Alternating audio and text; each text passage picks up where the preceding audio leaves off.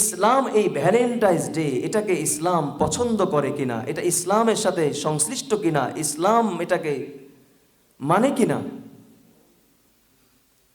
এক কথায় উত্তর হলো ইসলামের সাথে এটা সাংঘর্ষিক। ইসলাম কখনো এই ভ্যালেন্টাইন্স ডে তথা ভালোবাসা দিবসের নামে নোংরামি নষ্টামি কখনোই সমর্থন করতে পারে না। আপনি বলতে পারেন কেন পারে না, সমস্যা কোথায়? আমি আপনাকে সমস্যাগুলো চিহ্নিত করে দেখাবো। এক নম্বর যে সমস্যা সেটি হলো এই ভ্যালেন্টাইন্স ডে উদযাপন করা, এক নম্বর যে সমস্যা সেটি হলো সরাসরি খ্রিস্টীয় ধর্মকে অনুসরণ করা। একজন মুসলমান হিসাবে আমি এই ভ্যালেন্টাইন্স ডে উদযাপন করা মানে আমি খ্রিস্টীয় ধর্মকে অনুসরণ করা। কেন? এটার মূল কারণ হলো এটা এসেছে খ্রিস্টানদের পক্ষ থেকে। এটা উদযাপন করে খ্রিস্টানরা, খ্রিস্টানদের ধর্মগুরু ধর্মের জন্য জীবন বিলিয়ে দেওয়ার কারণে এই দিবস তারা উদযাপন করতে আরম্ভ করেছেন। মোহতারাম হাজিরিন, সুতরাং কেউ যদি ভ্যালেন্টাইন্স ডে উদযাপন করে, এক নম্বর সমস্যা হলো সে সরাসরি খ্রিস্টানদেরকে অনুসরণ করলো, খ্রিস্টানদের ইত্তেবা করলো, খ্রিস্টানদেরকে নিজের বন্ধু বানিয়ে নিল, তাদের সাথে সুসম্পর্ক স্থাপন করে তাদের কৃষ্টি কালচার নিজের জীবনে বাস্তবায়ন করে জাহান্নামের পথের প্রতীক সে হয়ে গেল। এখন আপনি বলতে পারেন খ্রিস্টানদের অনুসরণ করা কি সমস্যা কোথায়? এই প্রসঙ্গে আপনি কোরআনে কারিমের সূরা মায়েদার 51 আয়াতে কারিমা খুলে দেখেন, আল্লাহ কি বলেন। আল্লাহ পাক রব্বুল আলামিন বলছেন, ইয়া আইয়ুহাল্লাযীনা আমানু লা তাত্তাখিযুল ইয়াহুদ ওয়ান নাসারা আউলিয়া বা'দুহুম আউলিয়াউ বা'দ ওয়া মান ইয়াতাওয়াল্লাহুম মিনকুম ফাইন্নাহু মিনহুম ইন্নাল্লাহা লা ইয়াহদিল কওমাজ যালিমিন। আল্লাহ পাক রব্বুল আলামিন এখানে সম্বোধন করেছেন ঈমানদারদেরকে, মুমিনকে, ইয়া আইয়ুহাল্লাযীনা আমানু, হে ঈমানদারগণ। ঈমানদার কারা? যারা আল্লাহকে বিশ্বাস করে। ঈমানদার কারা? যারা রসুলকে বিশ্বাস করে। ঈমানদার কারা? যারা কোরআনকে ইসলামী শরীয়ত হিসাবে গ্রহণ করে। ঈমানদার কারা? যারা আল্লাহর কোরআনকে ফলো করে। ঈমানদার কারা? রসুলের শরীয়তকে ফলো করে। ঈমানদার সে নয় যে কোরআনকে ফলো করে না, ঈমানদার সে নয় যে রসুলের সুন্নাহকে ফলো করে না। আমাদের সমাজের মধ্যে এক শ্রেণীর মানুষ রয়েছেন যারা আল্লাহকে বিশ্বাস করে, রসুলকে বিশ্বাস করে, ইসলাম এটা সত্য ধর্ম এটা বিশ্বাস করে, কিন্তু মানে না। আছে না? যেমন নামাজ পড়ে না, কোরআন রিচার্জ করে না, কোরআন ফলো করে না, রসুলের সুন্নাহ অনুপাতে জীবন অতিবাহিত করে না। তাকে যদি আপনি জিজ্ঞাসা করেন, ভাই আপনি কি মুমিন? সাথে সাথে এক কথায় তিনি উত্তর দিবেন, হ্যাঁ আমি অবশ্যই মুমিন, আমি ঈমানদার। বলে, ভাই আপনি নামাজ পড়েন না যে? বলে, নামাজ পড়ি না তো কি হয়েছে, আমার ঈমান বড় পাক্কা, বড় মজবুত। বলে, আপনি যে চুরি করেন? বলে, আমি চুরি করতে পারি। আপনি নেশা করেন? আমি নেশা করতে পারি, কিন্তু আমি পাক্কা ঈমানদার। ও দোস্ত, কেন?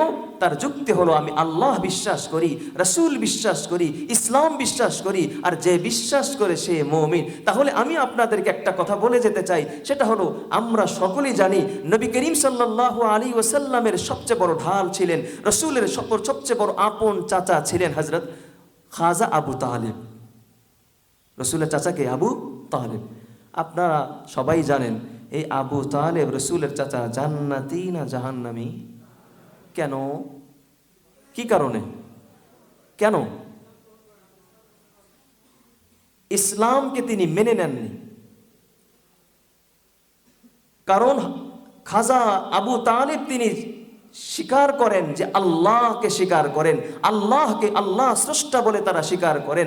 আবু জেহেল বলেন, উতবা বলেন, শাইবা বলেন, সকলেই আল্লাহকে স্রষ্টা বলে তারা স্বীকার করত। এবং চাচা আবু তালেব নবী মুহাম্মদকে নবী বলে স্বীকার করত। ইসলাম একমাত্র শান্তির ধর্ম এটাও সে বিশ্বাস করত। কিন্তু সমস্যা হলো শুধু বিশ্বাস আলাইহি ওয়াসাল্লামকে, রাসূল সাল্লাল্লাহু আলাইহি ওয়াসাল্লাম চাচার ইন্তেকালের মুহূর্তে যখন চাচাকে বললেন, চাচা একবার আপনি কালেমা পাঠ করেন, আমি কিয়ামত কিয়ামতের ময়দানে আপনার জন্য আমি সুপারিশ করব। তখন চাচা উত্তরে বলেছিলেন, ওগো মুহাম্মদ ভাতিজা, তোমার ধর্ম সত্য, আমি বিশ্বাস করি। তোমার আল্লাহ এক, আমি বিশ্বাস করি। তুমি নবী মুহাম্মদ, এটা আমি বিশ্বাস করি। তোমার ধর্ম সঠিক, বিশ্বাস করি। কিন্তু ও ভাতিজা, আমি আজকে তোমার ধর্মটা কবুল করতে পারছি না, মেনে নিতে পারছি না। কেন? আজকে যদি মেনে নেই তাহলে সমস্ত বাতিলগুলো আমাকে লাঞ্ছিত করবে, অপদস্থ করবে। দেখো চাচা আবু তালেব ভাতিজার ধর্ম কবুল করে নিজের অস্তিত্বকে বিলীন করে দিল। এই লজ্জা আমি কোথায় রাখবো? এই জন্য তোমার ধর্ম কবুল করতে পারলাম না। মুহতারাম হাজিরিন, এখন আমি আপনাদের কাছে জানতে চাই, যেই মুমিনগুলো আল্লাহকে বিশ্বাস করে, যেই মুমিন রসুলকে বিশ্বাস করে, যেই মুমিন ইসলামকে সত্য ধর্ম বিশ্বাস করে কিন্তু মানে না, তাহলেও সে কিভাবে মুমিন হয়? এই বিশ্বাস আবু তালেবের ছিল। আবু তালেব বিশ্বাস করার কারণে, না মানার কারণে যেভাবে সে বেঈমান অবস্থায় মৃত্যুবরণ করেছে, ঈমান হারা হয়েছে, ঈমান নিয়ে কবরে যেতে পারে নাই, ঠিক তদ্রূপভাবে যারাও শুধুমাত্র স্বীকৃতি দিবে কিন্তু ইসলামকে কবুল করবে না, নিজের জীবনের সাথে বাস্তবায়ন করবে না, তারাও প্রকৃত ঈমানদার হতে পারবে না।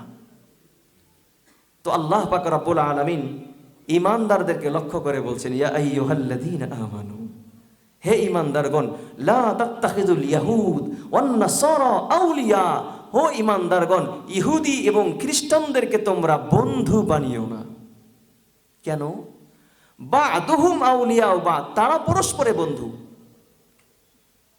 এরপরে আল্লাহ তাআলা আরো কত কঠোর কথা বলছেন, ওয়া মাইয়াতাওয়াল্লাহুম মিনকুম ফাইন্নাহু মিনহুম, ও আমার বান্দারা, ওমাইয়াতাওয়াল্লাহুম মিনকুম ফাইন্নাহু মিনহুম, তোমাদের মধ্যে যে কি করবে? খ্রিস্টানদের ধর্ম কবুল করবে, তোমাদের মধ্যে যে খ্রিস্টানদের আদর্শ কবুল করবে, তোমাদের মধ্যে যে ইহুদিদের আদর্শ কবুল করবে, তোমাদের মধ্যে যে খ্রিস্টানদের সাথে বন্ধুত্বের সম্পর্ক স্থাপন করবে, তোমাদের মধ্যে যারা হিন্দুদের সাথে সম্পর্ক স্থাপন করবে, আল্লাহ বলছেন ওমাইয়াতাওয়াল্লাহু মিনকুম ফাইন্নাহু মিনহুম, যে যার সঙ্গে মহব্বত স্থাপন করবে, আমার আল্লাহর ঘোষণা হলো সেও তাদের দলে অন্তর্ভুক্ত হয়ে যাবে। বলেন না নাউজুবিল্লাহ।